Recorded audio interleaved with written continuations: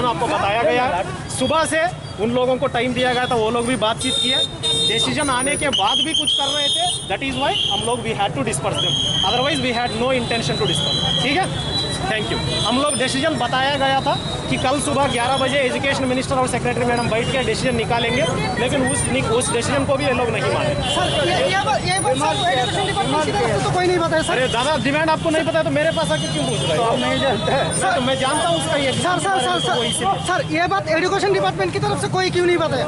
उनके साथ मीटिंग भी हुआ है, वो लोग बताया भी था भाई, तो आपसे मेरे से क्यों पूछ रहे हैं? उनसे अंदर पूछ लीजिए। सर रमेश यादव के बारे में जो स्टूडेंट की जो राय है इसके बारे में क्या कहेंगे सर?